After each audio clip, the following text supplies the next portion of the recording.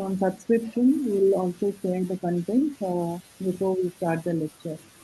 Sabha, when you tell me, I'll open the window and then Geetika can release it. Yeah, over to you, Sabha.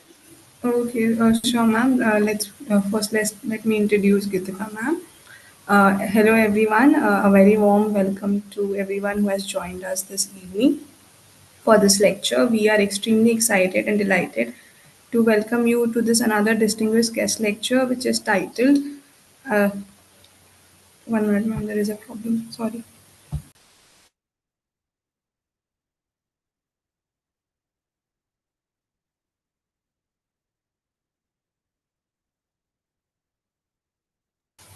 Yes, so this another distinguished guest lecture, which is titled Anthropology for Development, Reaching Out in Letter and Spirit by our guest lecture speaker, Professor Geetika Ranjan. Before we start, I would like to take a moment to introduce Anthropos India Foundation and our founder, Dr. Sunita Reddy.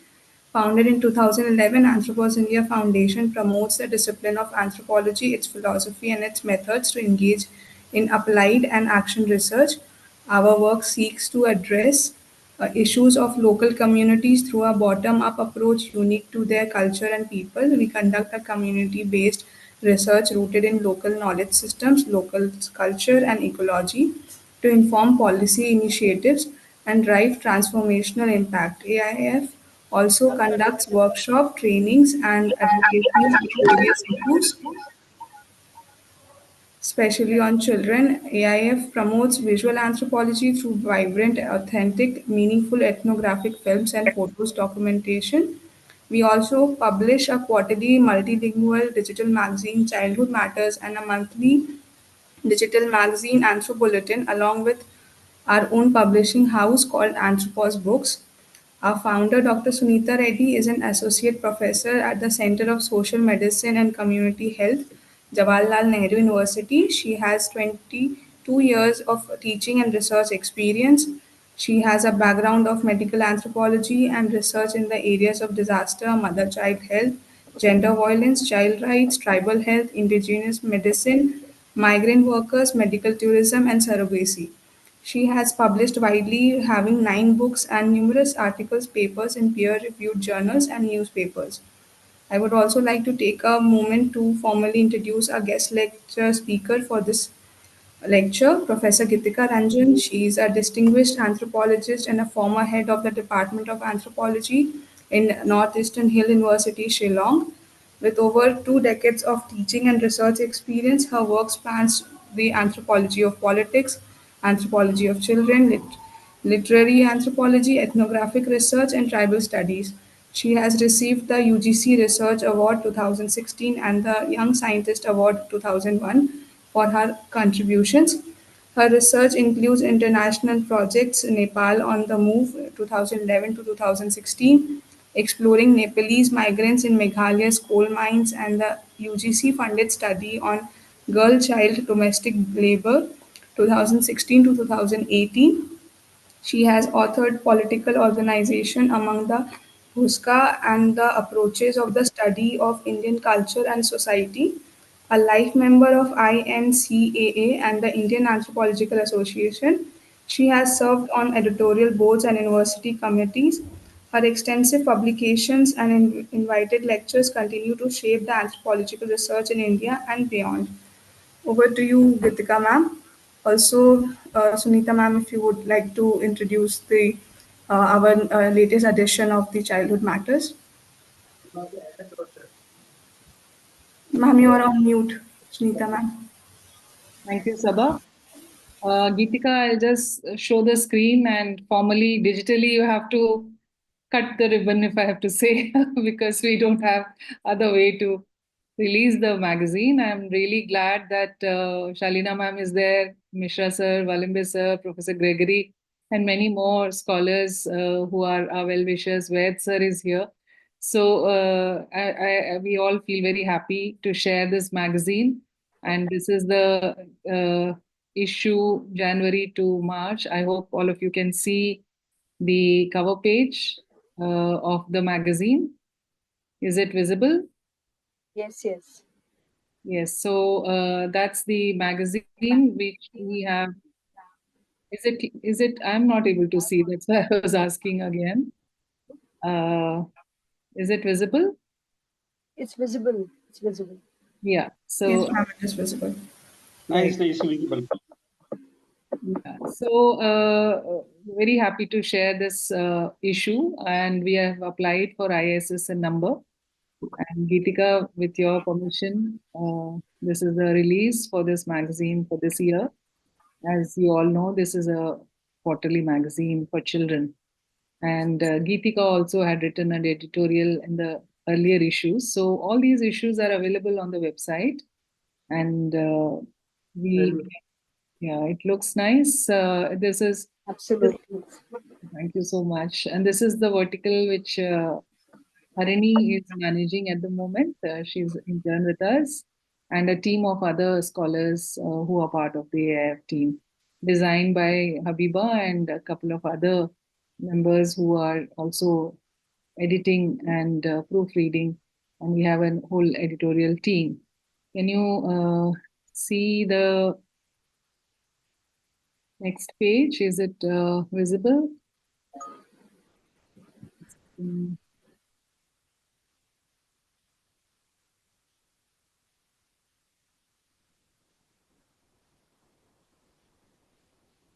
Yes, it's visible now. So that's the content for uh, this issue. And then we have there is a editorial and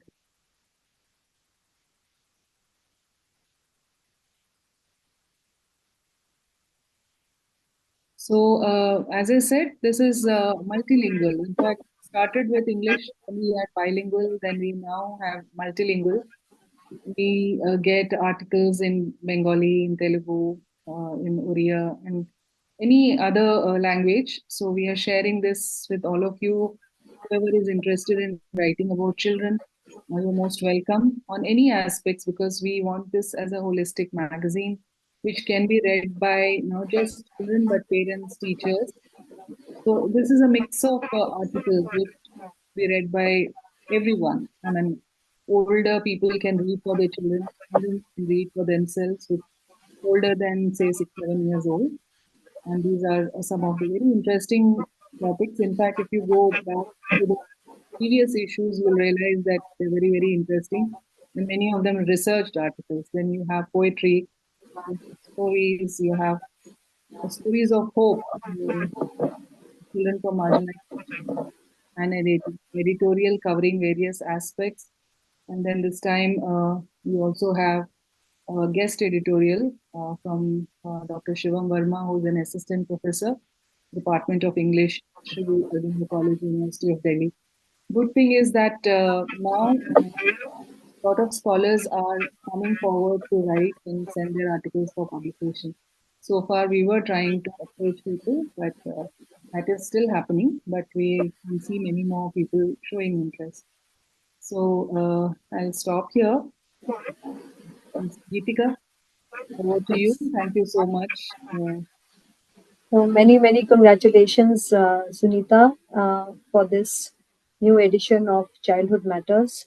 I think thank you for, first of all, inviting me today to share a couple of things which I believe in. And first of all, my gratitude goes to Anthropos India Foundation. And you have already spoken about the foundation at length and also about the magazine, which is coming up in a very, very nice way. I've been following it for some time now. And why I say this is also because this particular foundation has been very, very successful in garnering the participation of young scholars. As I have been able to understand, many of my own students are already knowing about it and are very active on this platform. And this is something which I think is very important because this is related to what I'm going to talk today. um, and before I begin with whatever I want to share, I would like to extend my regards to seniors on the platform, Professor Walimbe, Professor Shalina Mehta ma'am, Professor Gregory, and Professor K.K. Mishra sir, Professor Dr. N.K. Ved sir, people whom I have always looked up to, and it's a great honor for me. I feel very humbled that today, when I have some things to share, these very seniors are here to support me and be here on the platform. So thank you very much. My also gratitude goes to all the others who have joined today.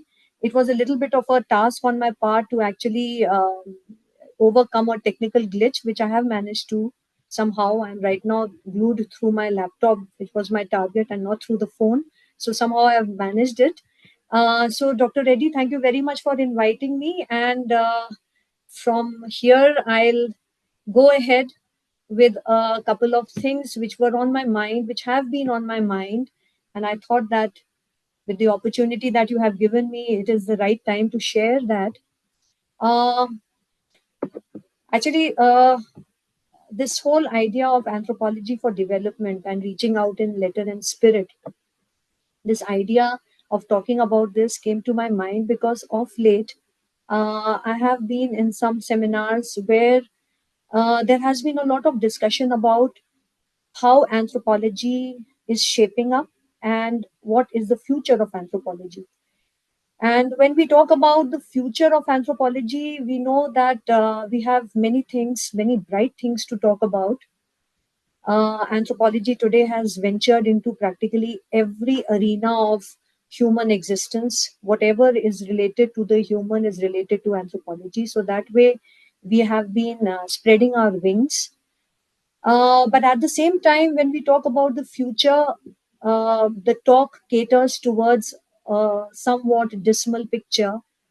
And we are faced with a couple of challenges.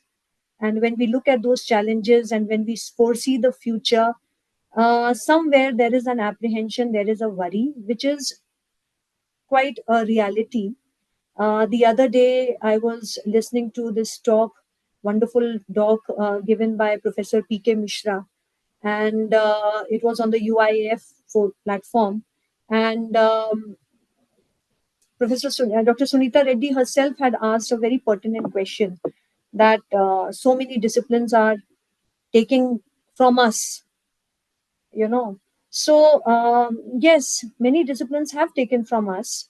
And in this current age of interdisciplinarity and multidisciplinarity, and with especially with the new education policy 2020 coming in, NEP 2020 coming in, um, there is a lot of give and take between disciplines, and rightly so, because at the end of the day, it is knowledge being disseminated from whichever way and whichever platform. So that is there. But despite this richness of the discipline, and despite our claiming to be a subject catering to the humans in a very specific way, why these apprehensions are there? And these apprehensions are there. We are facing the reality whether anthropology is being the way it is being taught in the departments today, the number of students it is being able to attract, and then the students who do join, there has to be something very, very strong to make them understand or make them convinced that yes, there is a future with anthropology for them, and definitely there is. But with so many ideas crisscrossing, when we talk about the future of anthropology, we have many things to be happy about, and at the same time, we have many things to worry about. So when we are thinking at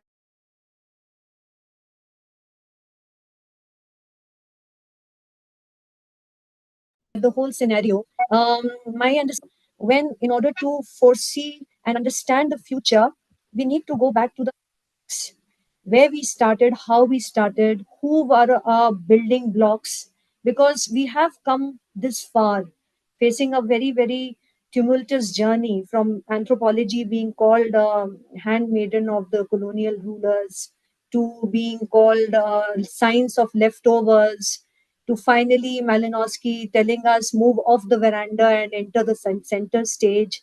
So our discipline with its immense ability to contribute, has seen a journey which has not been a very smooth one.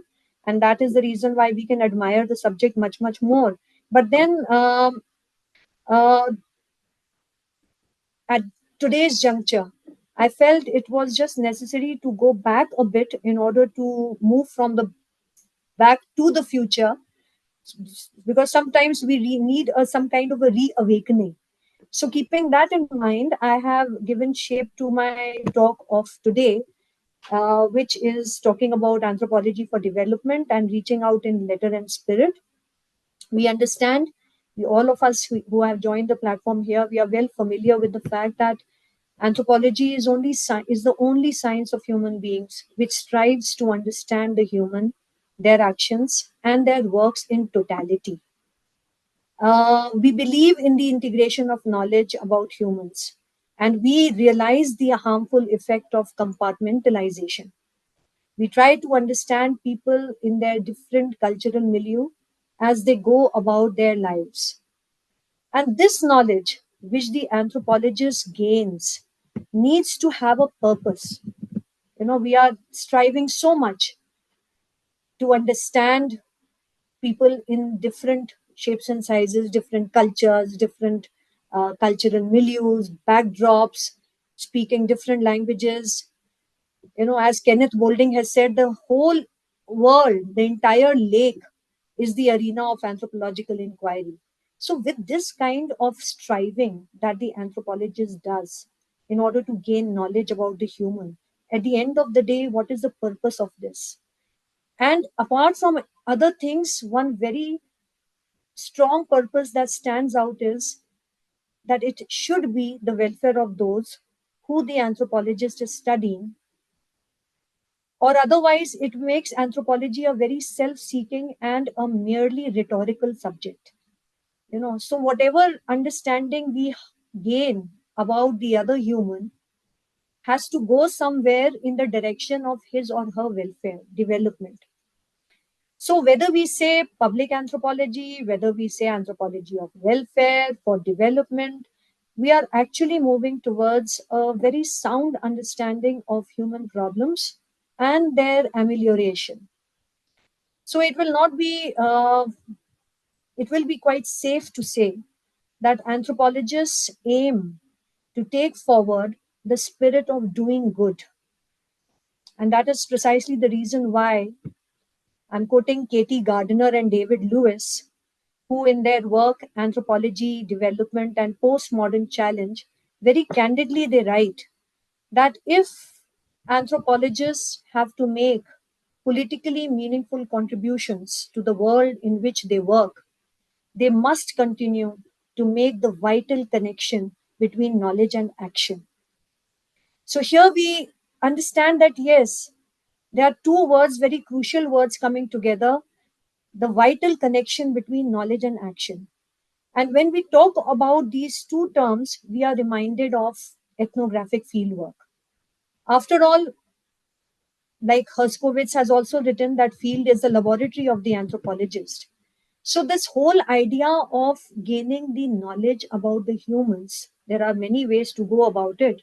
But as a matter of tradition and as a matter of pride, anthropologists have always been very confident that if you want to know someone's culture, any way of life, go to the field.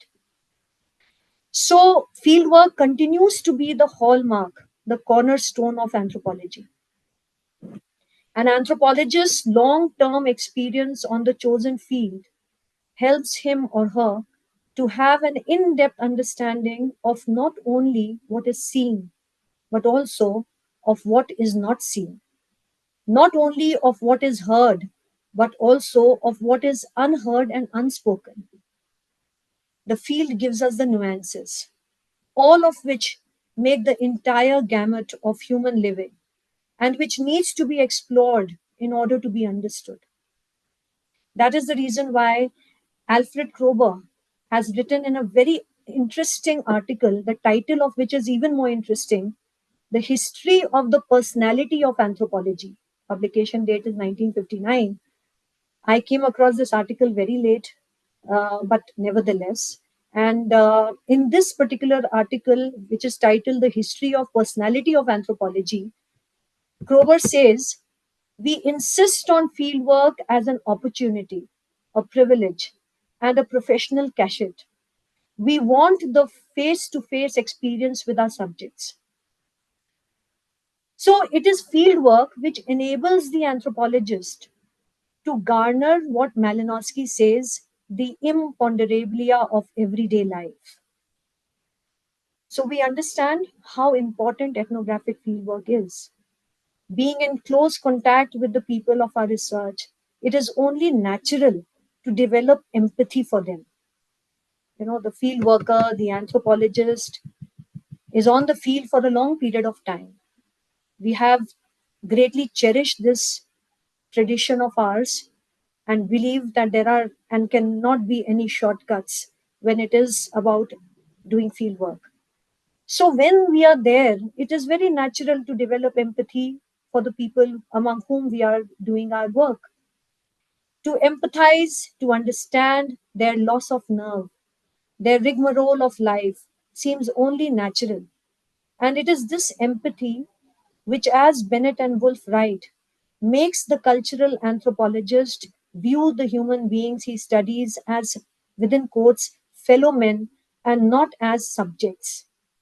So, this camaraderie, this sense of understanding the other, comes very naturally to the anthropologist because of the virtue of being on the field for a long period of time, being in close contact.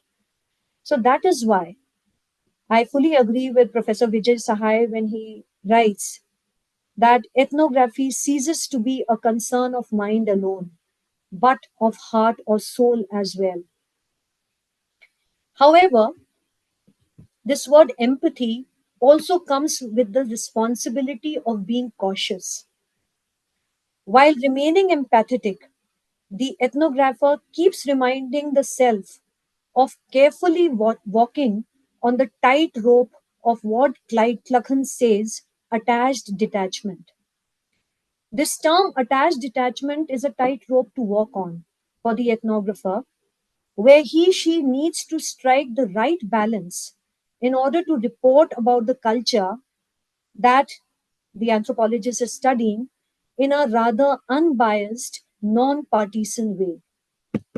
So, talking about the need for the connection between knowledge and action, the knowledge that the anthropologist gains from the field is seen in the form of his writings on the same. So, this is the next level. While we are doing field work as lone field workers, we are there on the field for a long period of time. We come back to our station, go back again. In different agricultural cycles, we are conducting our field work, collecting data, getting to know the people and their culture. But then all this wonderful work becomes visible only through the writings. So here we come that knowledge gained has to be converted into action, and the first action is about writing. So it is only when the ethnographer writes and publishes his findings from the field that this knowledge gets disseminated, comes on the public domain, and becomes visible with the world getting to know the situation of people in different cultures, in different walks of life. So, this tells us about the importance of ethnographic texts which tell about the situation of the field, of the grassroots, and suggest measures for the welfare and development of the people in question.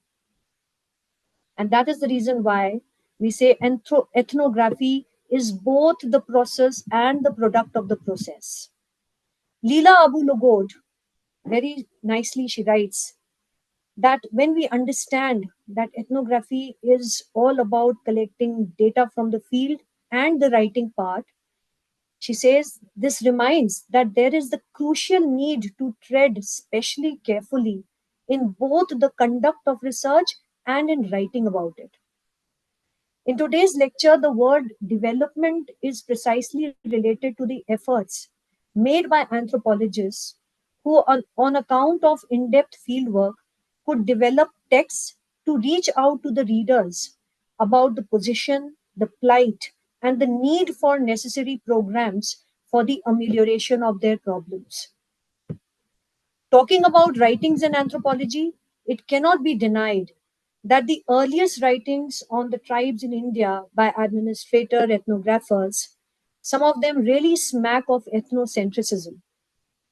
Verrier Elvin mentions in one of his writings that John Butler uses derogatory terms to refer to the Khamtis, the Singpos, and the Abors. And in similar vein, J.F. Needham addresses the Mishmis. So those were the times, and when we look back at these writings, it doesn't take rocket science for us to understand that how much they are infusing with this idea of ethnocentrism.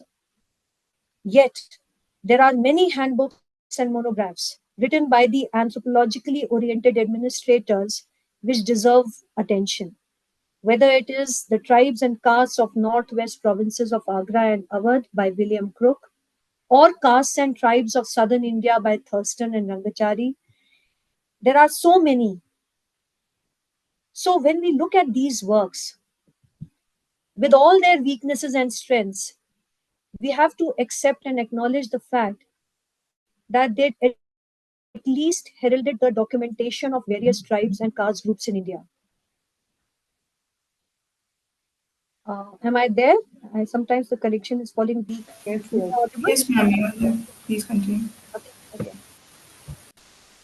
So it was in the colonial times that it was realized that anthropology can be helpful to the administrators governing the culturally and ethnically different subject people. In many Asian, African, and other countries, which until recently were part of the British, French, Dutch, and other empires, the colonial administrators found during the course of their service that a knowledge of the local ways of living was extremely important to them. Naturally, therefore, they turned increasingly to anthropology in the pursuit of their administrative goals. Gardner and Lewis very rightly state that the ability of the anthropologists to present a holistic view enables them to contribute mightily in policy relevant research. We know, we have been discussing this in last few minutes, that we know that anthropological texts formed part of the training given to the Indian civil servants. We know that India lives in its villages. And when India became independent from the British rule, the government plans focused on ensuring that the villages were equipped with basic requirements for quality living, be it education, infrastructure, health facilities, and others. Thus, Indian villages were brought under the implementation of different programs like community development programs and Panchayati Raj. The planners and policymakers of the newly born independent India realized that development of the country depended upon the development of the villages. And it is at this crucial stage when ethnographic writings by anthropologists like D.N. Majumdar, L.P. Vidyarthi, S.C. Dubey, F.G. Bailey, Oscar Lewis, to name a few, unveiled the relationship between political leadership, political will, and the welfare of the deprived, bringing out the subtleties and nuances of latent tensions lying beneath the day to day workings of the village life. We are aware of these because, on the basis of their written texts, S.C. Dubey's highly acclaimed work, India's Changing Villages, on the performance of the community development programs, informs of the intense fieldwork undertaken to assess the actual working of the government initiated programs in order to bring out the bottlenecks, the accomplishments, and the shortcomings of village development programs. David Mandelbaum points out that a section of this book, that is S.E. Dubey's India's Changing Villages. About this, David Mandelbaum points out that a section of this book is devoted to the contribution a social scientist can make to the action programs. And he writes that Dubey was conscious of the fact that while doing ethnography, his role should be that of an analyst rather than a therapist, and that he needs to be cautious of not to give in to the urgency for too quick results and wholesale advice. So this is what Mandelbaum is telling us about Dubey's writing. The fine line, now we understand today. Hello? Please go ahead, Geetika. Okay. Now, we have come far from that period when India's changing villages is taking us to the village scene of India, and David Mandelbaum pointing out that Dubey was cautious. Dubey was cautious about sticking to being an analyst and not really wanting to be a therapist. But today, when we see the fine line segregating the analyst and the ethnographer from the therapist in him, is in reality a rather blurred one. And some of the early ethnographers tried not to enter the area of the therapist. But this was only a matter of time. Some years later, S.C. Dubey, in a more candid way, expresses his views when he gives the keynote address delivered in the 10th World Congress of Anthropological and Ethnological Sciences in 1978, where he openly castigates third world anthropologists for not playing a more decisive role of enriching the discipline with the articulation of grassroots consciousness. So here we see the gradual movement and realization that if we need to do something, it is the here and now of it. This is the time. So one has to move beyond the stage of description and analysis and come to think in terms of being therapists, because who will understand the field better than the anthropologist who has spent months and years there? One finds D.N. Majumdar's ethnographic texts falling in the same category, whether it is his work Himalayan Polyandry or A Tribe in Transition. In his various ethnographic writings, Majumdar highlighted that development of a people is quite an uphill task. There is a widening gap between the developmental goals on paper and their replication in reality, primarily due to the unregulated contact of the marginalized or weaker people with the affluent and the elites. This has drained the weak economically and psychologically. Majumdar openly mentioned that for initiation of planned cultural contacts, he asked for initiation of planned cultural contacts with the tribals through the assistance of anthropologists.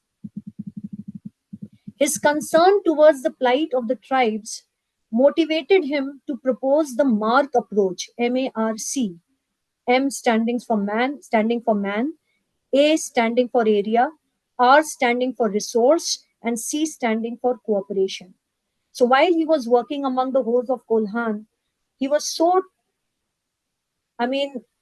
moved by their plight.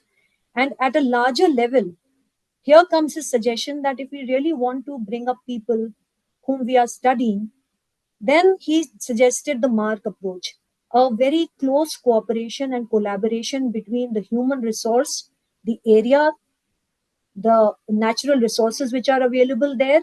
And when all the three come together in the string of cooperation, then why is it not that they will not move in the direction of leading a more qualitative life? So this has been a very singular contribution of D.N. Majumdar to propose an approach like that. Professor T.N. Madan, who has authored books with Dr. D.N. Majumdar.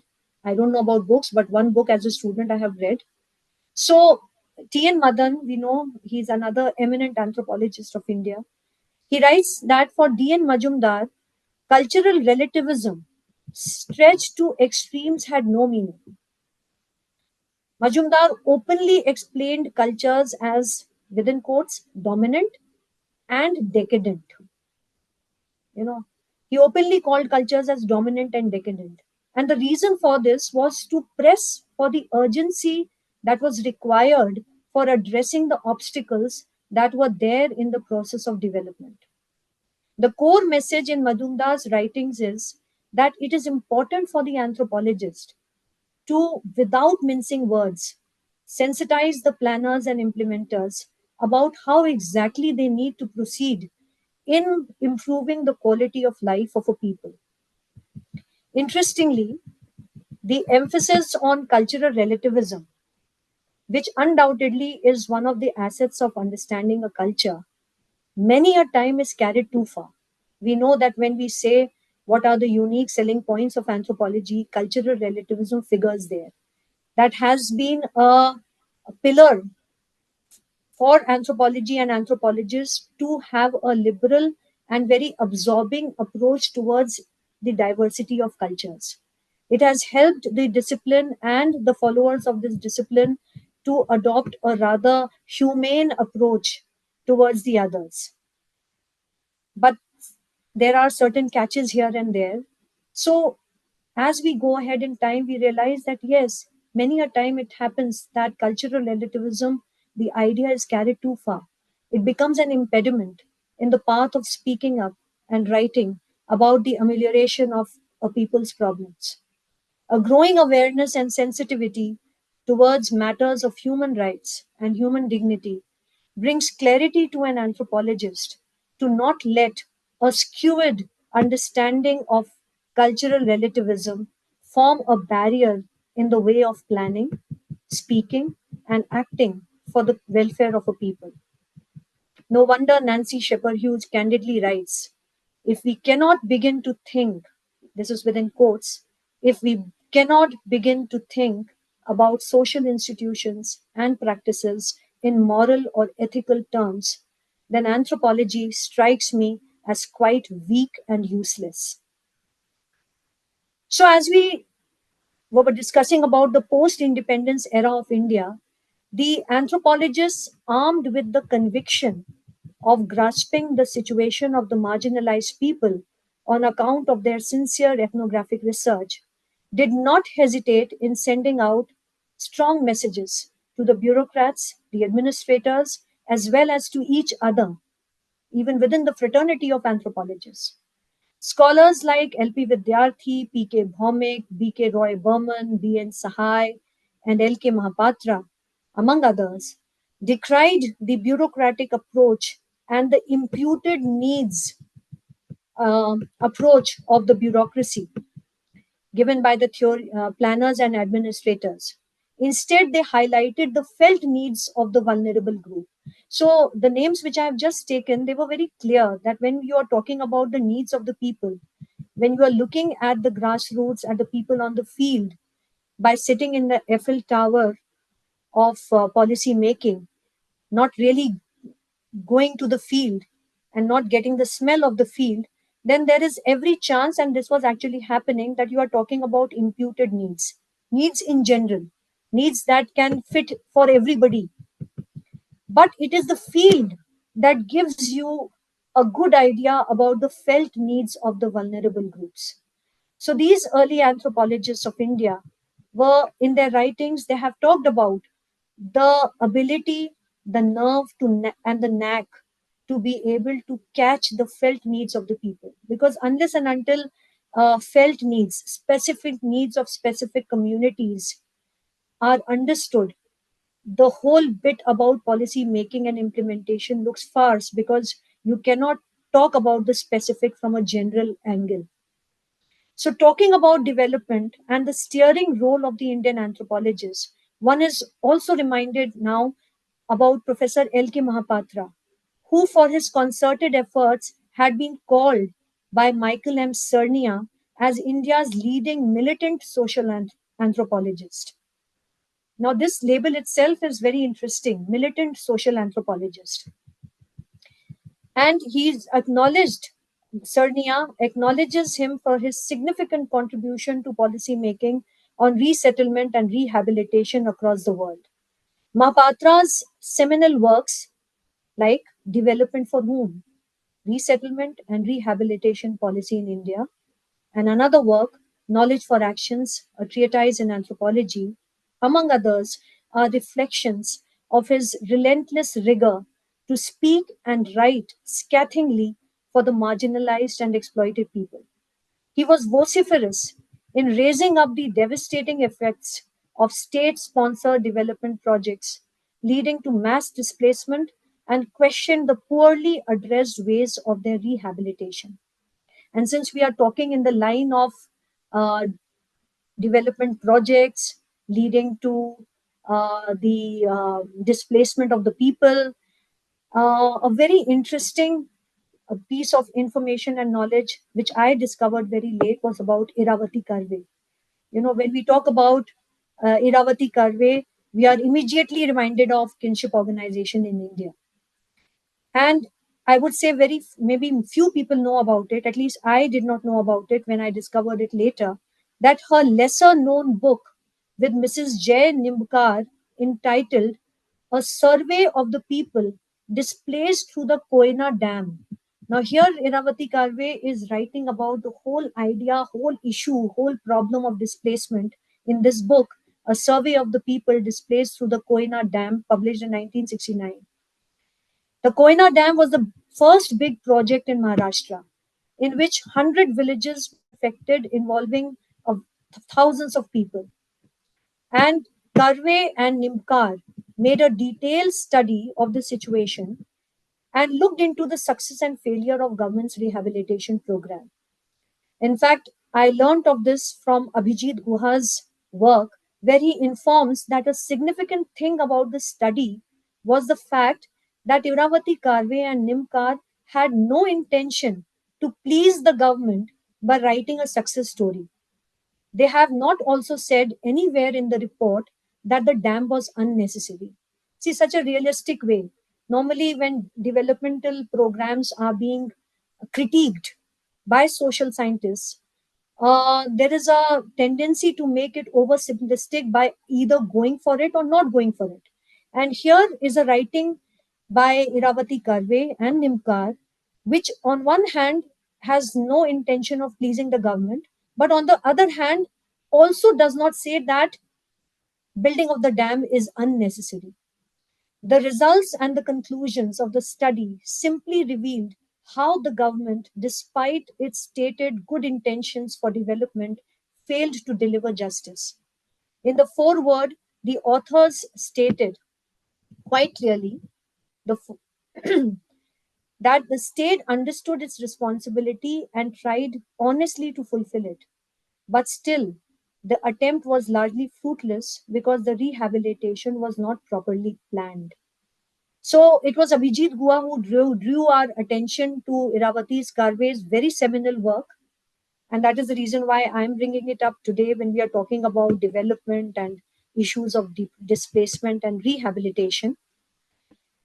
And then, as stated a few minutes ago, we were talking about the post independence era of India. The anthropologists did not hesitate in sending out strong messages to the bureaucrats as well as to the co Indian anthropologists. And here I will take the name of LP Vidyarthi, who comes very hard on Indian anthropologists themselves. According to him, the non Indians have continued to influence Indian anthropologists to such an extent that anthropology in India has overlooked what may be termed its Indianness. And this is because anthropology in India has not progressed under the spell of unthinking imitation. These are Vidyarthi's words.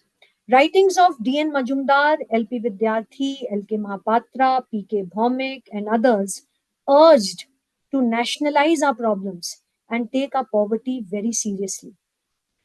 Now, readings of these writings by the stalwarts of Indian anthropology inform that these anthropologists were drawing attention towards the need for anthropologists to play a deciding role in policy area. There are anthropologists. So, on one hand, we have these anthropologists, and we have looked up to these stalwarts in our field. But at the same time, there are anthropologists who still believe and who still adhere to the anthropology of the past that was built on the platform of positivism and value neutrality.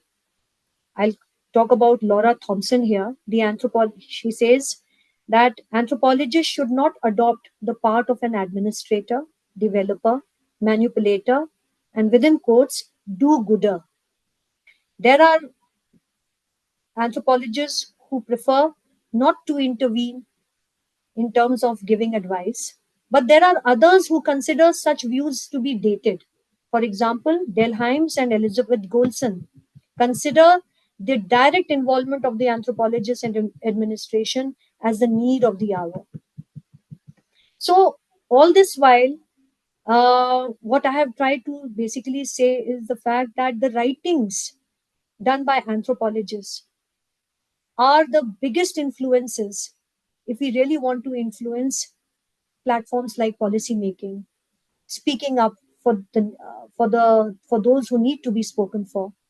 So when we see that the early anthropologists in India were trying to reach out with their findings from the field to sensitize the policymakers and making them aware of the lived reality on the ground, and in this respect, the writings have been prime focus of today's talk.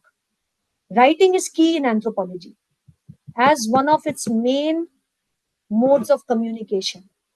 Anthropological writing styles have evolved over time.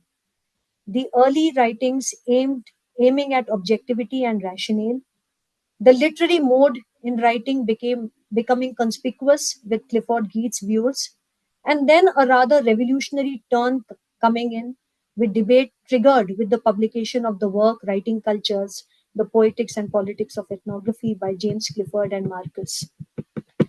So we see that when we talk about writings done by anthropologists, it has seen its own journey, moving from the positivistic approach, taking a literary turn, coming towards the postmodernism side.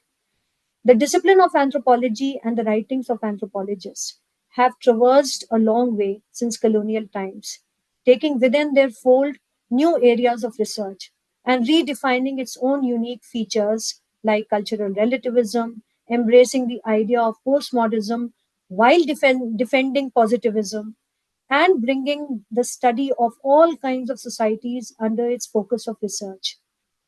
Over the years, the unique selling point of anthropology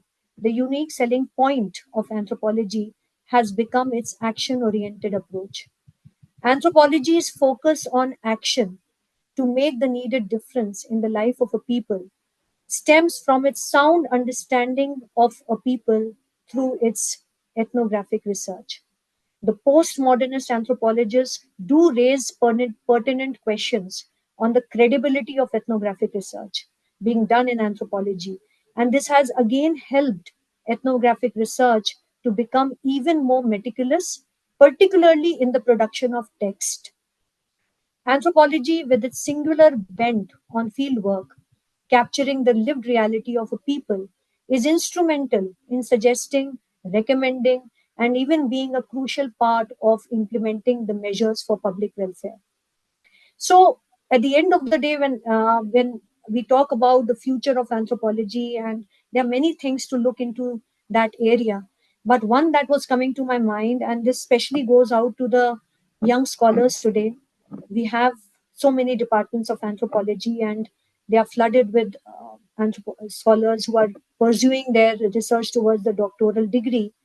What I have observed as a teacher, because it's been more than 2 decades for me also now teaching anthropology, what I have observed and which I would like to request today, that when we are going ahead and we are grappling with the challenges of understanding anthropology even better, it's time for young scholars to go back to the basics of reading these early monographs. you know um, I may be wrong here, but my understanding also tells me that in today's very fast paced world where UGC is giving 5 to 6 years to complete the PhD thesis, I don't see many young scholars actually making the effort to read these monographs, which were written by very, very passion driven anthropologists of post independence India, the names which I have taken today. Whether you read Himalayan Polyandry or The Tribe in Transition or The Sacred complex of Hindu Gaya, or the Lodhas of West Bengal by Bhomik. Believe me, it is these monographs contain that niche, that pristine sincerity of how the field was approached and how the field was written about. Of course, we have moved from that period and imbibed so many new ways of writing text today, which are all welcome. But this is a gentle request to young scholars to go back to these works because they are very different from each other. But one thing which I have been able to understand on the basis of my readings of these is that very undiluted sincerity that comes out from these anthropologists who were really thinking of taking anthropology to the masses and for masses' welfare. So, with that in mind, I thought of giving this talk today, and I would like to once again thank uh, Dr. Reddy for giving me this opportunity, and I'm open for questions. Thank you very much. Thank you so much, Professor Geetika, for a wonderful and very refreshing talk. It takes me back to 30 years when I was a student, and I'm so glad that Mishra sir is here, who taught me anthropology along with my other teachers. And I've been very blessed to have teachers and young colleagues, and also colleagues of my contemporary times whom I can hear, like today's lecture. And also having young scholars here who are still pursuing their masters, a very important message which we have given, that they should read the original texts of all the authors, anthropologists you mentioned, many international scholars, and also Indian scholars who have contributed immensely to the discipline. We brought out very important areas of how the discipline, came out of the colonial baggage, and how being a very holistic discipline has its own challenges to reach out to masses, and it has so much potential where we all. I'll be very happy if my senior colleagues here can share their thoughts on the talk and any message they would like to give. Also, some of you would like to put your comments and comments on the chat box. Most welcome. Before I hand it over to other colleagues, I just wanted to share that members of AIF can also access e-resources. Resources is something have the publication of our anthropologists. They are by name, all the articles they have written, a book.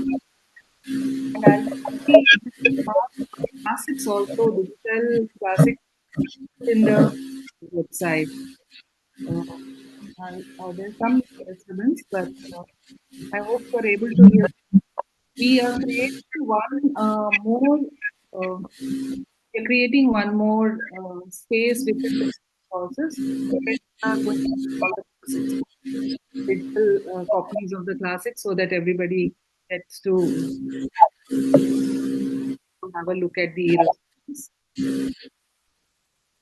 Would like to have comments.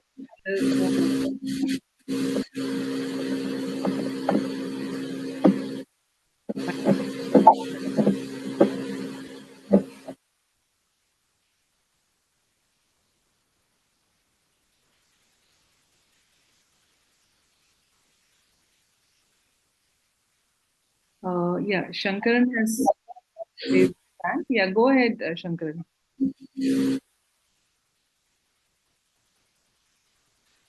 Please unmute. Yes, ma'am. Yes, ma'am. Thank you for this particular kind of a talk, actually. And it's been really a good awakening, actually. But I would like to really understand about the point about going back to the grassroots levels.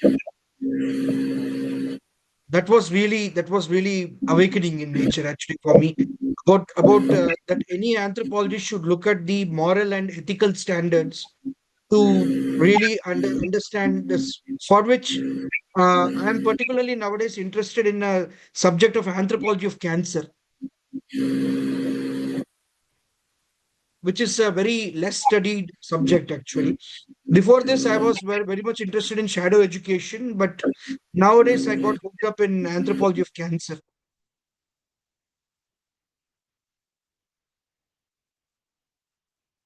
You are on mute, ma'am.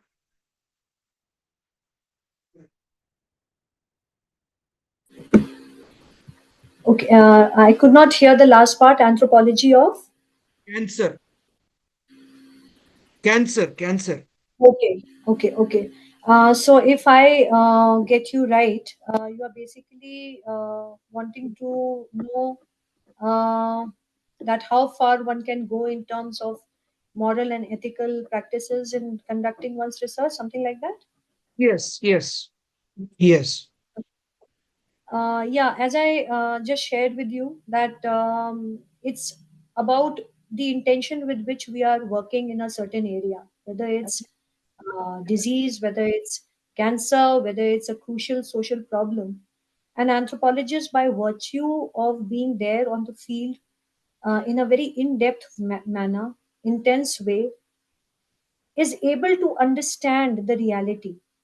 And if in that process, uh, he or she knows that a difference can be made, if you are not sitting on the fence and getting down from it and taking a stand for the people, for the cause, then somewhere this whole idea of ethics and morality has to be catered accordingly. Because at the end of the day, it is about studying for whom and for what. So there's and of course this is a relative term, as I said that there are situations where we need not be fence sitters. We need to take a stand, because we are the people on the field. Policy makers, people sitting in Delhi in government offices, they have no idea about the grassroots. So whatever issue or social problem that you have taken into account, whether it is something like cancer also, we all know what it is, but then somebody deep into it with the people who are affected, how can it be that if you are understanding that what could be done in order to benefit the whole approach towards cancer, then I think it's time to speak out. I at least personally think that way. Um, Especially, I would like to ask the point saying that in medical they have a term called transference actually, and transference is something like an impact that happens between the patient and the researcher, the Mhm. person, whether it is children with cancer or it is the adult with the cancer. Right. So in that case, how do we understand to take a stance for the patient? Because sometimes you might not tell the truth immediately, but it will take some time for us to get to this thing. Because I read an article about how the interview has been conducted for at least 8 years. 8 years they have taken time to conduct a research actually, and that too collaboration with the medical scientists. Right. So how do we understand the process of transference to uh, I'm not able to get the right word actually at the right time. I'm sorry, ma'am. That's okay. Again, you're talking in terms of medical thing. I can only say that one has to exercise wisdom, one has to exercise sensitivity, because there is no straight jacket answer for a situation like this. We all understand what cancer is all about. So I think at the end of the day, we don't have to become mindless activists. We have to be very, very sensitive and practical and wise about how to take things forward without those getting boomeranged. So it's a very tight rope to walk on, but definitely when the intentions are to help, then the wisdom and the sensitivity also emerges in the right measure. Yeah, right. Thank you so much, Geetika, for your answers. I would like to request Mishra sir for some observations. And then there are a couple of questions on the chat box. We'll take one by one. Yeah. Mishra sir.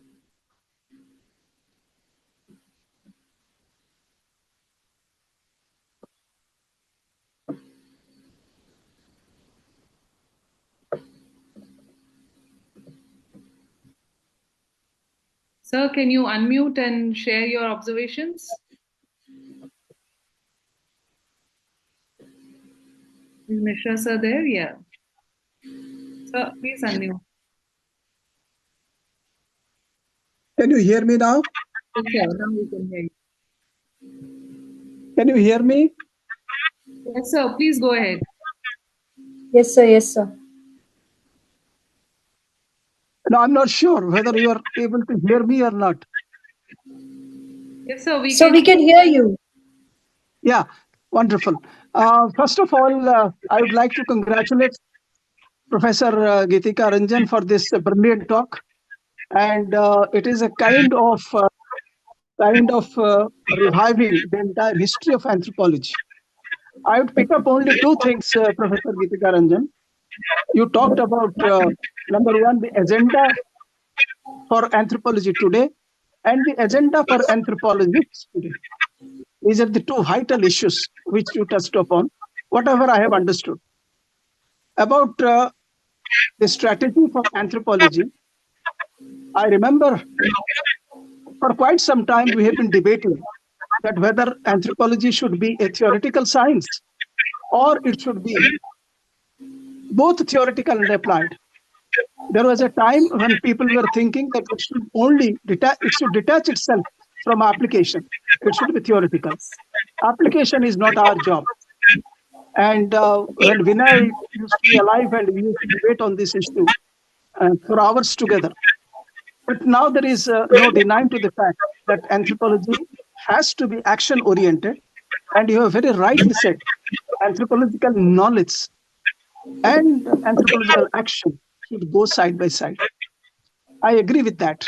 But my problem here is that what I have been witnessing and what I have been observing, what I have been doing or practicing is that the amount of, combination between knowledge and action, whether um, we can use 100% of our knowledge for doing good. You said, quote unquote, doing good. Anthropology should be doing good. So can we apply 100% of our knowledge, or there should be some kind of an optimum combination or optimum synthesis between knowledge and action? There we fail. There is no answer to this. If you have something from your own experience, it would be excellent. The other thing is about anthropologists. The anthropologist, you said, you have used again a wonderful concept called attached detachment. You know that you are exposed very well to Sanskrit, and you know that Bhagavad Gita, Sankhya Yoga, chapter 2, the shloka number 47, exactly talks about this. So from long, that is karmanyevadhikaraste ma phaleshu kadachana. This has been there in the Indian tradition, and we are a part of it. We know that attachment is the best strategy. But again, the question is, to what extent? And as I see in the chat box, Professor Malimbe has raised a very pertinent issue, which I'm endorsing that. Attached to what extent? Attached to what extent? And again, going back to postmodernism, again, postmodernism has its own critiques. We cannot completely, even in ethnographic writings, can we completely give up subjectivity? It's a matter of debate. Your observations on this. Thank you so much.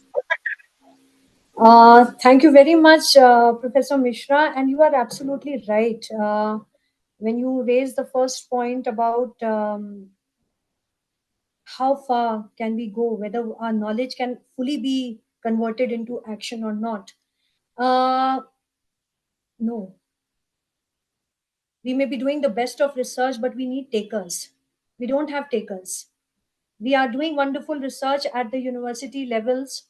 Our students are going and conducting wonderful fieldwork, coming up with rare information and wonderful suggestions.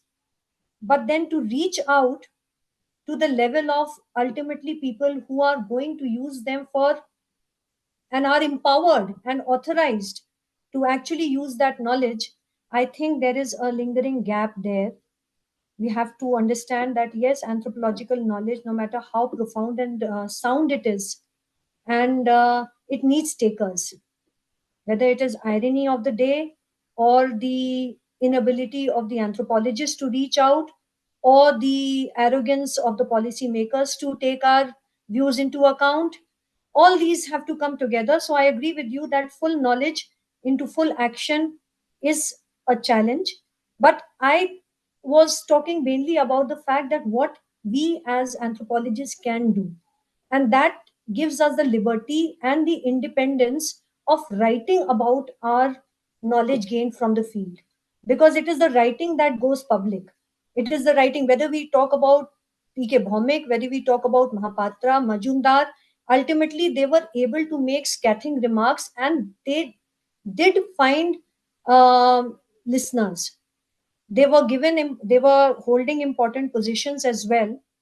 We know that whether it is LP Vidyarthi, N.K. Bose, D.N. Majumdar. So the point is that in our small way, because we are one of the social sciences, and no matter how much we talk about be doing good work, we really the difference can be made only when there is a very healthy collaboration between an anthropological research and people sitting at the helm of affairs who can exercise their authority to make the right difference. And this gap is still there. My emphasis was basically on having the liberty to write whatever we understand and let that writing go viral, public, wherever, for better visibility. The second part which you said, sir, very rightly, no, my understanding of Sanskrit is not that much. Whatever little I know is thanks to my mother. So you are a very, very proficient scholar there, and I will hesitate to talk more about Sanskrit with you here before I get caught. So, but you did mention about Gita, and we are aware of that particular statement which you have given, which has been part of Indian way of life. So to say, are that do your best, and you know that detached attachment part, how far it can be exercised. Well, those are the trials of the field. Nobody can teach us. I have been doing field work on the Bhoksas and basically looking into the political leadership part for over the years. I keep going back to my field site every now and then in Uttarakhand. I was working with the girl child domestic laborers for 2 years between 2016 and 18. And I was also engaged by the government of India to look into the tiger project, where to make one tiger survive in Sariska or Ranthambore, thousands of villagers were relocated. That was the government plan. Ministry of Forest and Environment had engaged me in the capacity of a social scientist to see that all the villages that have been evacuated to make place for one or two tigers, because tiger is an endangered species. So when I was asked to submit my report, and we were a team with two wildlife experts and third me a social scientist, I had to be very honest that yes, tigers are to be preserved, but at what cost? In order to make place for one or two tigers to adorn the tourist attraction at Ranthambore and Sariska, you have relocated villages and villages on very, very cheap returns. So at the end of the day, I think, sir, when you say detached attachment part, that is while doing fieldwork, yes, we need to have that detached attachment because we can't go native.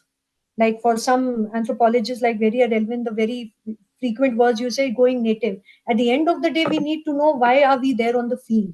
And as I said, it's a very, very tight rope to walk of attached detachment, how far we go with attachment, how far we keep ourselves detached. But if we have this at the back of our mind, then somewhere we will stop ourselves from digressing in the area of romanticism and stick to the scientific discourse which we have taken up. So I think, I mean, I can talk more about it, but I think other questions are also coming up. Yes, thank you so much, Geetika, for giving a very relevant and also answers, which I'm sure Mishra sir will agree with. If I can take liberty to add on to what you said, that is it the bureaucrats' arrogance or we not able to reach to them? I tried doing this on child rights issues, trying to meet the Commissioner of Police a couple of times, and also reaching out to BPRND, which is the research wing of police. Okay. But frankly speaking, nobody is bothered. And Delhi is the capital city with the highest missing children. And most often, all of us know that missing children are from the poor community.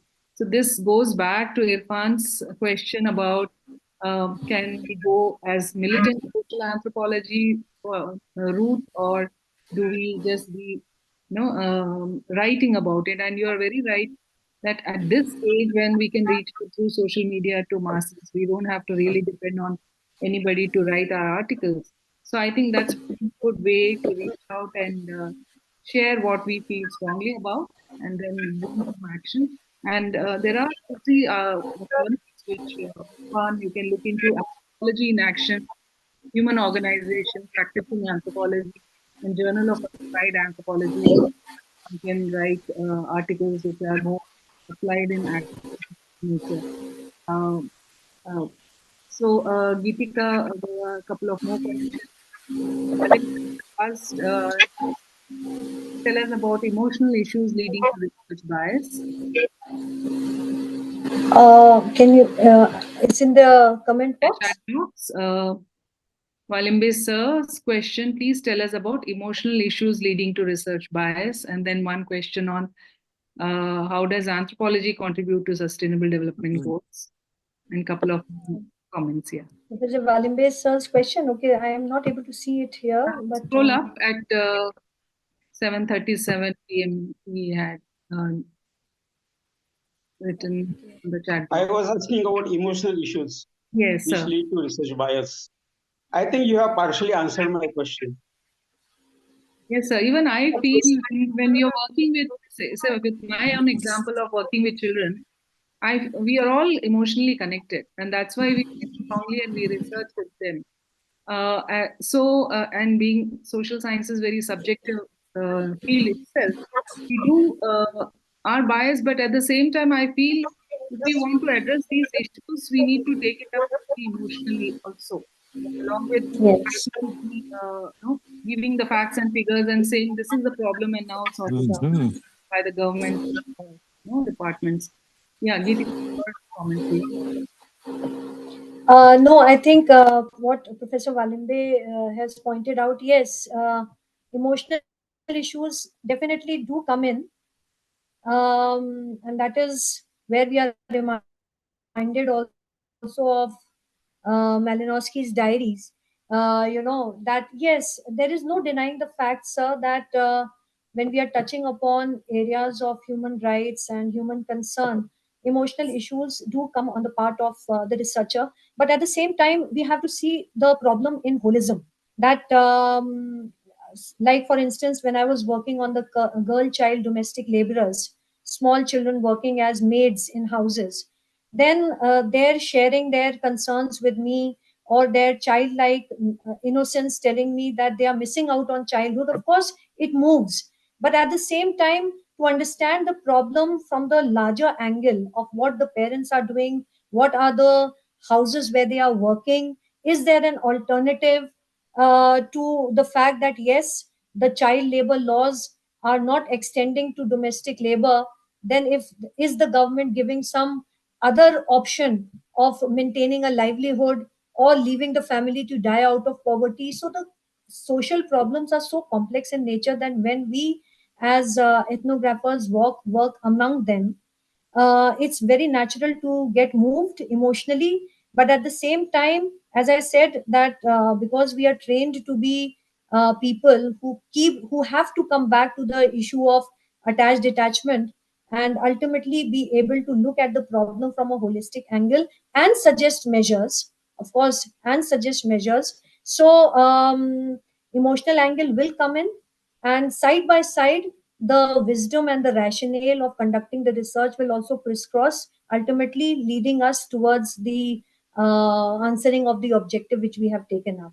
So I think I can say it that way. It's an exercise in movement. Yes, Geetika, thank you so much. And there's another question by Muzammil. How does anthropology contribute to sustainable development goals?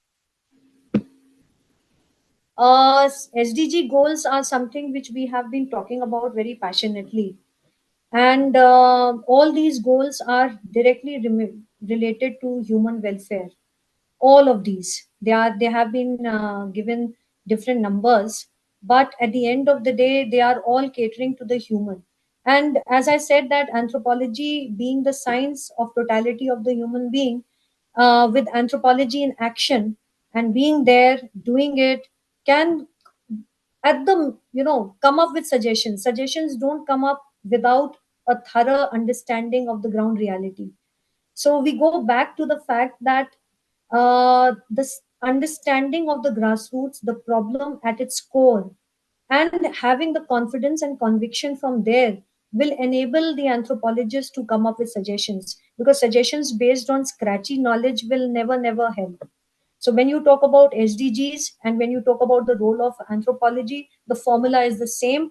Understand anything with complete honesty, sincerity, and in-depth manner. That will enable us to have a better clarity about what needs to be done. And then there's nothing stopping us from making a point. You, Dr. Rajni Lamba gave a very interesting and very important suggestion that we should bring out a comprehensive reading list. And as I was saying, we have e-resources. If whatever digital copies we can get hold of, our team also will try. But any of you who have digital copies of the classics, both international and national, will be very glad to put it in the e-resources so that the scholars can access them. And there's an interesting question by Neha. Can you read, Geetika? Yes. As today's theme is anthropology.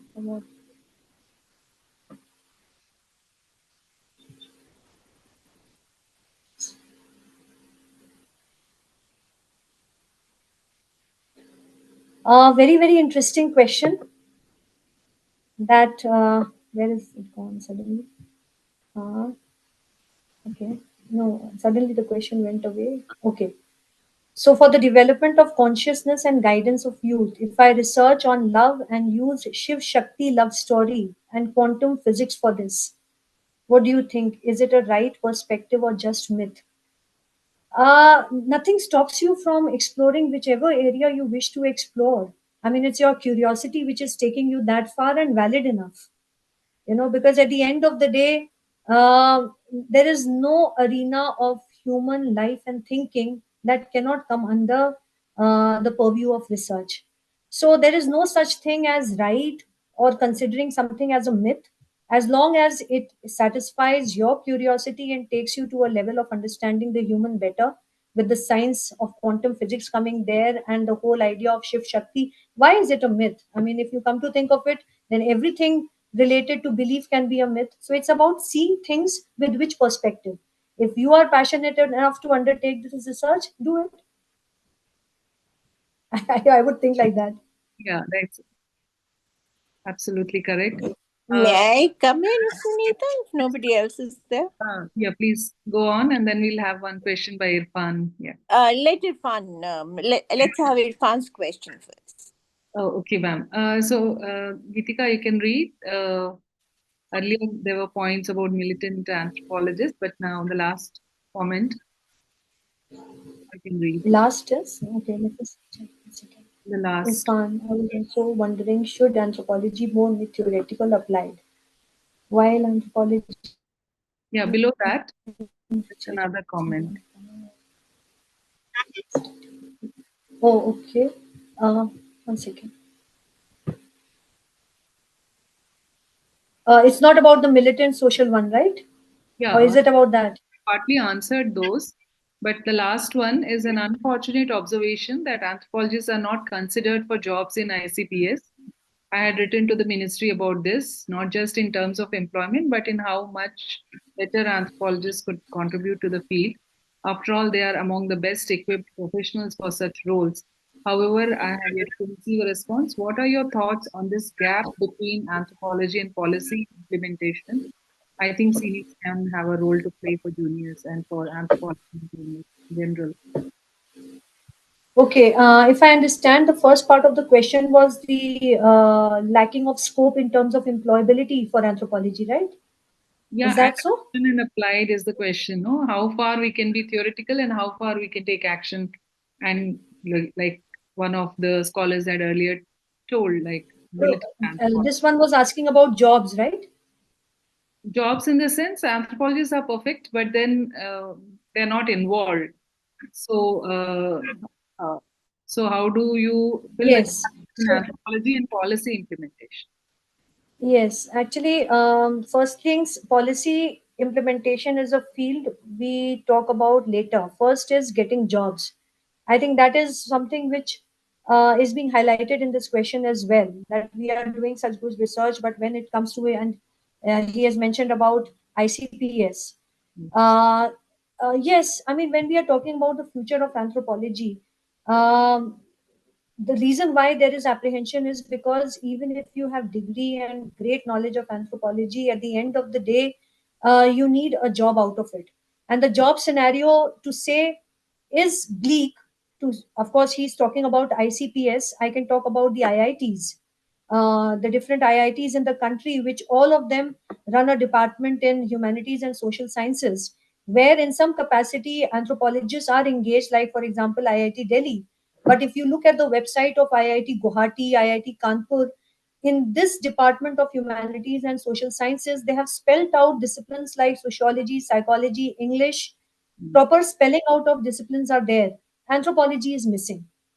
Another thing is that we as anthropologists can make the scope of anthropology in terms of reaching out and getting jobs is also about opening up anthropology in more colleges and universities. The other day, I was talking about this on another platform that almost more than 1,000 universities are there under UGC in India. But only 33 or 34 departments of anthropology are existing in different universities. So this speaks for the fact that when we talk about how good the subject is, how much it can contribute, reach to policy levels, I think first we need to look at this part, that how many colleges and universities actually are still waiting for anthropology to be opened up. That is something which needs to be done. Policy recommendation, all thing will move in much more better direction when more people are knowing about us. Even today we are confronted by a question when we tell somebody, what are we doing? Oh, I'm doing anthropology. Oh, what is that? So if today in 2024-25 we are answering a question, what is anthropology, then it means that somewhere we need to pull up our socks. And when I say we, I mean people who are teaching anthropology in right collaboration with bureaucracy, because opening up a discipline is becoming an uphill task. It's not that we don't want to. Opening up anthropology in colleges, universities will increase its visibility.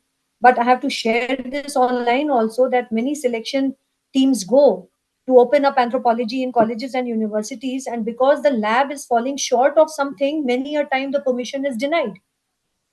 So I think we need to firstly open and make anthropology more marketable.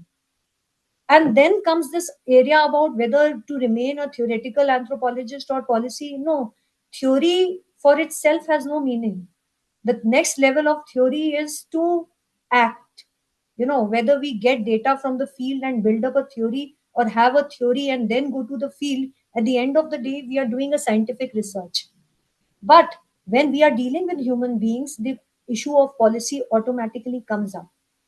So I don't think we are living in that age when we can keep on clinging to the idea of being theoretical without even thinking about advice giving, because we are in a good position to advise, suggest on account of being on the field and understanding the nuances as no one else would do. So that's my personal take on it. Thank you, Geetika. And it's important that when Minister of Education is also from anthropology background, this is the best Right. time to act. Suppose we all can take note of it, all the associations can come together and write. Uh, Over to you, ma'am. Shalida ma'am.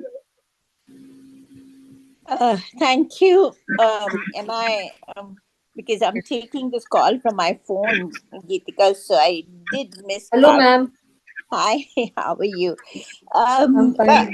as usual, it's always a pleasure listening to you, and you always come up with such ideas. You've answered very many questions and you've flagged many issues.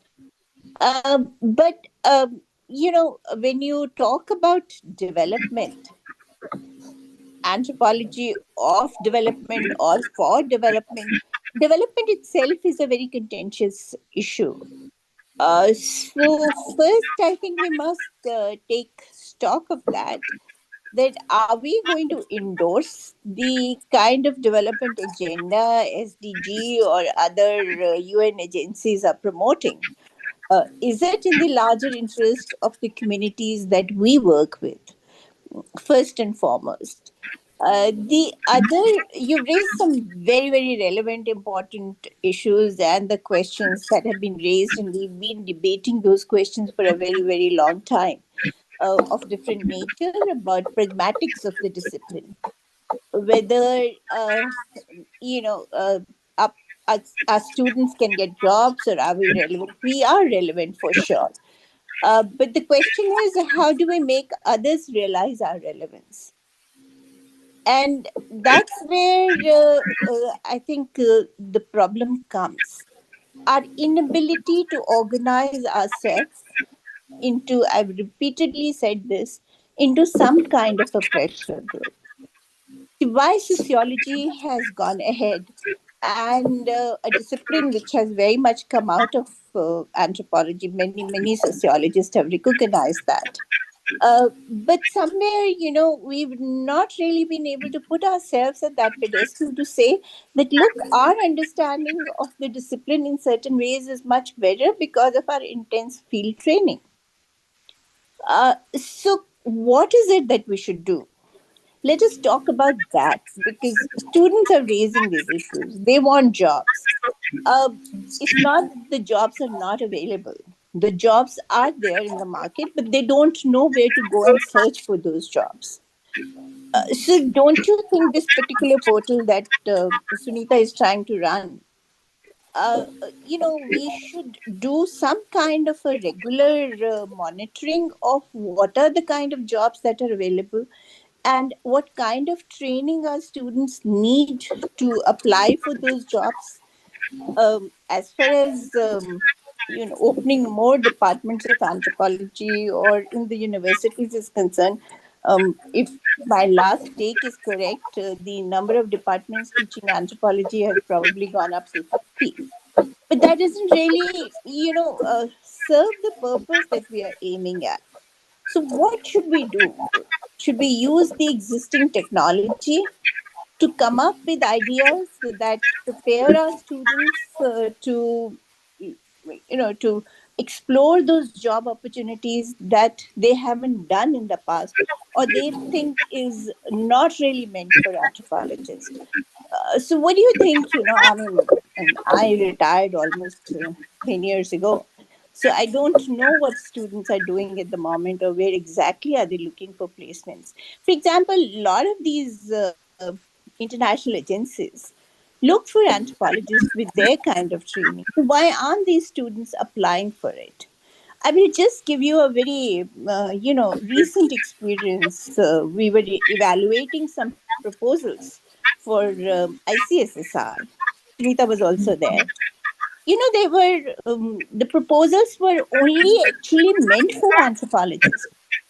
But I don't think so. There were more than 3 or 4 anthropologists who applied for it. Whereas we had people from IITs, from engineering, there were fairly large projects where at least 2 students could have been easily employed if people had applied for those projects. So why is this that there is this indifference, there is this neglect that you don't even want to apply for these kind of opportunities where you can actually give employment to your students? So the indifference emanates from where? From us as some kind of medium that is responsible for providing these opportunities. I've asked that question to all the anthropologist colleagues I've met who are at the moment in universities, and the kind of answers I've got from them. We didn't know. we were not aware, or they said, oh, these projects were not meant for us. Now, if a project on PVTG is not meant for you, it's meant for whom? Exactly. So when you have people coming from different disciplines and taking that opportunity, then whose failure is it? I mean, that's an honest question I'm placing before everybody to ponder over. That who is technically responsible for this indifference? Lamenting all the time and not really doing anything about it, is that the problem? Or simply wanting to look for excuses for not being able to take our discipline forward? Please. There's lots to say and talk, which of course I'll probably have that conversation with you on some other occasion. But tell me, what is it? Ma'am, you are absolutely right, and in fact, you are speaking what's in my mind and what's in the mind of everybody who is dealing with anthropology today. You have very, very clearly pointed out, and yes, when I was listening to you, a situation of deadlock was appearing in my mind as well. But then I completely agree with you. The second part when you said that. There is, I think, multiple factors are coming together, that when, if you don't apply, so what I think is relevant is that aspirants who are seeking jobs firstly need to really pull up their socks. We are living No, in a digital. Geetika, sorry. I mean, I'm here not really pointing it out to the aspirants. I'm saying those of us who are already in positions. See, the Yes, people yes. had to apply, those who were in positions. There were 900 odd applications Okay. for doing research on PVTG, which was Yes, giving, ICSSR was giving a budget allocation of 30 lakhs. There were no right, conditions attached. Even a junior assistant professor could have applied for it. You only had to have an institutional affiliation for it. right, And 5 or 6 right. applications from anthropologists. 2 positions were of an associate and an assistant, research assistant were being given. Handsome salaries. Yes, But, but whose failure? Not, yes. and nobody has told me why they didn't apply. No, ma'am, I get your point now, and I would like to say something here. That yes, you are absolutely right that these were there, viral. People, I don't know about people not being aware of such a program, but if they are not aware, then they need to be aware. But what I can share from my personal space, and it will not stand true only for my workplace, but it may be true for other workplaces. Simple things are happening in universities these days. Uh, Projects are being taken, but at the ground level, how the whole project is being managed with the administration, which takes its own stand, and the moving of the file, the money when it is supposed to come not coming in, the paperwork. I can share with you the experience of some of the people running projects, that they have given up taking projects which ICSSR and UGC are offering, simply for the reason that at the ground level, the administrative bottlenecks are not letting them move beyond clerical work, actually to go and do the real research which they had planned to do. These are bottlenecks at the ground level. You cannot tide over them. You have to go through them, and you don't have agency to do anything. The agency is somewhere else. So this part I can share with you is one of the reasons why many, I think, people who are already in job prefer to be in their comfort zone, because they know that it's a nice idea to take up the project, work towards it. The money is good, the intention is good, but then projects are a collaborative affair where you have to go and depend on the basic day-to-day working of the setup you are in. And if there are bottlenecks, and there are, then you are one person lost in the field. I can just share very honestly with you that this is one reason for feeling discouraged. And of course, there is no excuse here. One needs to have that resilience and the patience to, and that high life condition to fight against all odds. But if you say the sailing is smooth even after getting a project, and ultimately by the time it is getting over, I have seen people struggling as a lone journey to get their paper moved at the right time. The funding agency is putting a sword on the head. The ground level, there is no cooperation, whatever. So I'm talking from that angle. I don't know whether uh, this will be a valid reason, but it is a valid reason which I've seen working at the ground level, ma'am. And apart from that, of course, I think when you say that ultimately uh, awareness and how much we need to be mobilized in order to capture such schemes, if not anthropologists, then who? I agree with you, ma'am. I don't know how what breaks this or makes this, but Yeah, if I can add, yes, yeah, Geetika, yeah, I completely agree with this point, Shalina ma'am, that universities are not really cooperative in terms of getting good funding. Whatever, more than 50 to 80% time will go in logistics, and the real research is highly impossible. I tried my best to take small projects in last 20 years, maybe two or three in ICSSR, and three, four for organizing conferences. End of the day, I had to pay out of my pocket little more money, which I couldn't get through university. So that's the sad part of university systems. But try from foundation also. This time I tried getting to know from ICSSR if we can put. But again, since my three files are still running with ICSSR because of university delays, so I couldn't even put proposal for PVTV. That was the sad part because all three have with the reports. The UC has not gone. I have not received last two payments. So you can imagine these are problems. Sunita and Geetika, I mean, I think I experienced the same thing almost 30, 40 years back. And what you are saying, that was the same position I also took, that I'm not going to accept any funding from any Indian agency. But then at that time, the opportunities to get funding from international organizations was there, and they were far more open and liberal. And I think I was very fortunate when I was affiliated with ICSSR that I decided not to bring the funding to my institution, but allowed the international partner to hold on to the funding. So that's one. But you know what, I was actually very curious to know, that is it that it's only us who are facing these difficulties, because those 900 applications that came also came from institutions. So how is it that some of them can manage and we can't manage? I mean, that's the question which troubled me while I was sitting there looking at them. The proposals were awful. They had absolutely no understanding of the issues that were to be explored.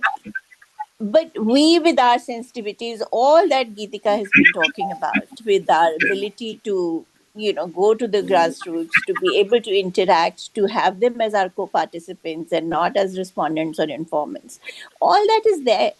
But how do we go about converting it into action really when we are not even in the field? Yeah, absolutely, ma'am. I'm sure the people who are getting projects. In fact, when I see science projects into crores coming to university and they are peacefully doing it, so there's this point which Dr. Rajni has really put in as project getters. And once they get a project, start looking for people to outsource. There are many ways in which people are doing, but somehow when you project it ethically, and then it becomes more difficult. Uh, Science projects are different, but social science projects already the amount is so less. Don't believe they actually start with less than 50, 20,000, which is not within and they expect that everybody seems to work for 15,000, which is uh, which student may not be interested in. On ahead with this, I'm sure there are many more things we can. I think the sound is coming. Ritika. So, I was just trying to say that Professor Gregory is here, who anthropology course. And Sunita, there is a lot of disturbance. Geetika, if you Yes. for a while, I think sound is coming from your mic. My side. No, there's no sound my side. I can. Should I? Yeah. I think that some disturbance from your mic. Yeah, you can unmute whenever you want to speak. So what I was trying to say is, we need to work in different at different levels, especially when we want anthropology in different universities. Probably we have to come together to go and meet the minister who understands, and then try on one level. Two, of course, the projects which we have to be very mindful and try our best, and maybe in collaborative work. Individually, we are all fighting and not able to do it, but couple of us together, if we can apply for projects, that would be useful. And third, the question of putting anthropology as a subject, whether it's in IITs or ICPS, I think we as collectively, we can write from the foundation also, saying that this is the discipline which does empirical research, ethnography, and where there can be much more better solutions if we are understanding people's point of view, and try and do whatever we can. I mean, this platform of Anthropos India Foundation is willing to, all of you, can come together and we can draft mails and send it. Let's see how things work. I think that would be the first step. But I would like to hear from, thank you, ma'am, for that. I think we'll keep discussing and taking your guidance, take it further. And I just wanted to come in, Madam Professor Mehta. Shalina ma'am had raised that point also, like the term development. It, of course, what she said is very, very right. Whether it is term development or term welfare, they are debated, disputed, because development for whom and from whose perspective. We have heard of all those things. But at the same time, my idea of taking this talk forward with the word development being there was the whole idea of some glaring issues which for which there is no confusion. I mean, if it has to be spoken out, it has to be spoken out. So I was, if I have to search for another word, I didn't get it. And I depended on this word development, keeping a full in view that yes, it's a contested term. But then, if we are talking about the anthropological role of doing good and think of people's problem and what an anthropologist can do there, then I had to bring in this word, because otherwise it was be like, throwing away the baby with the bathtub, not even talking about development. Then how do I go ahead? So with that in mind, I took up the word development, fully knowing that yes, it's a contested term, because from whose perspective are we talking? But the lecture was more about having a clarity of what I take as development and wanted to talk about. That is. thank you, Geetika. Thank you so much. Would like to hear from Professor Gregory and also Ved sir, if he's around. Professor Gregory? Hello. Yes, sir, please go ahead. Oh, let me congratulate Geetika for your excellent presentation. You really, I hope I'm heard. Yes. Yes, sir. Yes, sir. I mean, you have touched upon the basics and the roots and the Indianness of looking at development, the trajectory of development in India by anthropologists. And one thing which I wanted to say with regard to development is that, I mean, to what extent we really voice the reality. We are, I mean, I think anthropology is always, being an anthropologist is always battling with the bureaucracy and the power holders. But many times we go along with bureaucracy and we never mind compromising. I think that's where we need to look into the ethics. The ethics, I mean, basically, should we have to go against the principles of anthropology? In fact, I have talked in one of my articles, in the Indian Anthropology Congress that I organized in 2013. I had participated in the round table, and I talked about the title of it is Reinventing Anthropology as a Means of Engaging with Society, and in which I bring forth the debate that Grimshaw brings about that. I mean, at the turn of the century, the crisis that anthropology was facing, and how Rivers had been advocating a scientific anthropology which was very radical. And in fact, it was he who really brought a change, a turning point in anthropology, though later on Malinowski and Radcliffe Brown, from their point of view, had diverted the anthropological direction, and what they had contributed was to go along with the bureaucracy and power holders. So today what we need to do is we need to reinvent the anthropology, real anthropology, and we need to be ready to voice the ground reality, fieldwork based, what the ground reality is, and we should not be afraid of. You are talking about the militant anthropology of Mahapatra and so on. I think we should not miss that. I think that's where development lies. And my view of development, I mean, whatever it is, the term you may contest, but development is do we really, are we, I mean, we always talk about we are developing, but so we lost your voice. Maybe, hello? Yeah, please go ahead. Okay.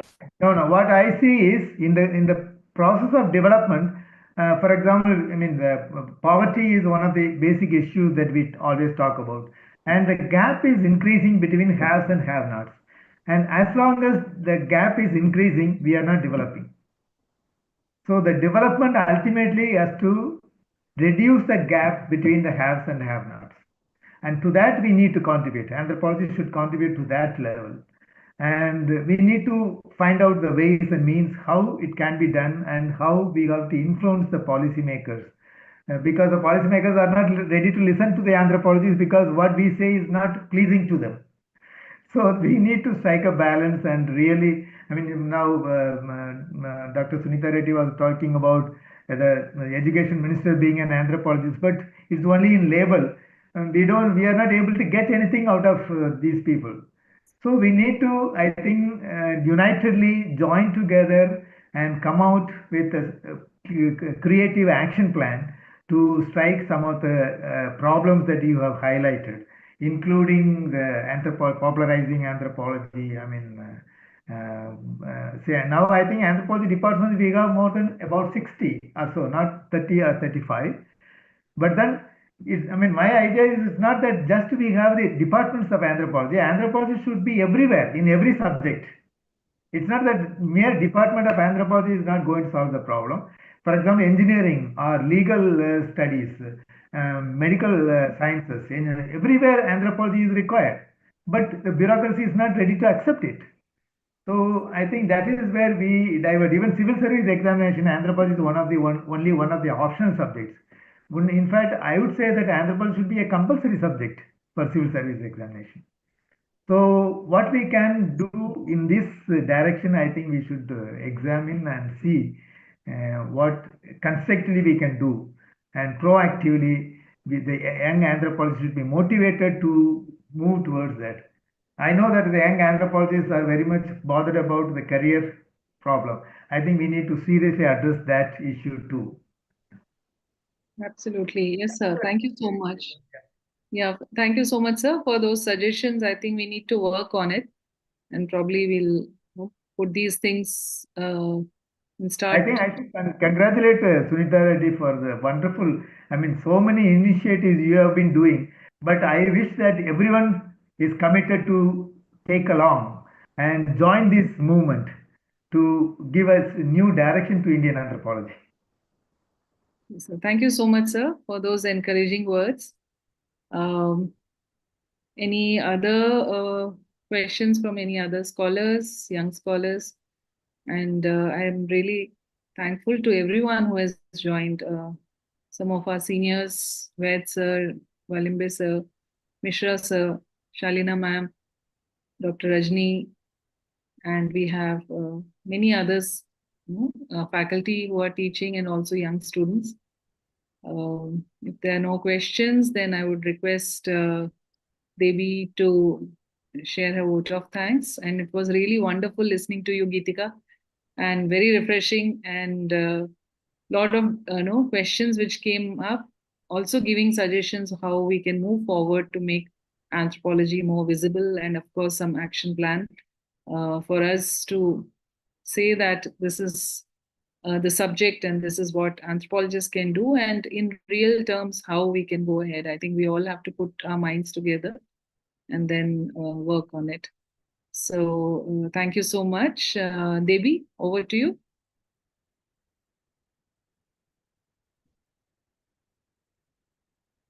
Sabha, is Devi around? Yeah. Devi, please unmute. Hello, ma'am. Can you hear me? Yes, please go ahead. First of all, thanks to Geetika Ranjan ma'am for this awesome lecture. And I am a MSc student, but I don't from a small university, North Bengal University, and many of things I don't know. And your lecture is very insightful. Thank you, ma'am, for all of this. Thank you, Anthropology Foundation, for arranging such a great lecture, and all of the other professors for joining us and making it successful. Thank you, Sunita Reddy, ma'am, for the successful meeting. Thanks to all. Thank you, Devi. Thank you so much. If all of you can switch on video for a second, we can have a group photograph. If that's okay with all of you.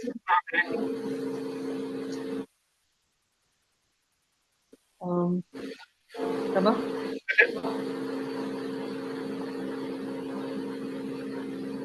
One second, yeah. I hope you're getting all the pictures.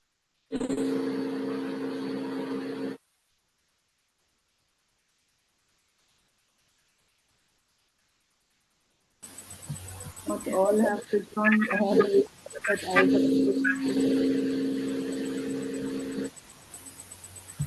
okay. You can just do.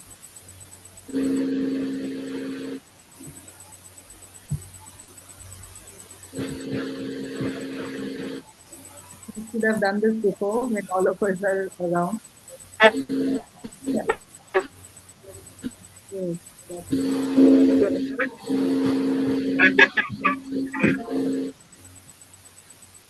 Yes, I have clicked the picture. Thank you, everyone. Great. Sabha. Thank you, Geetika. It was wonderful to see you. Thank you very much. So we'll close the meeting here and look forward to your active participation in future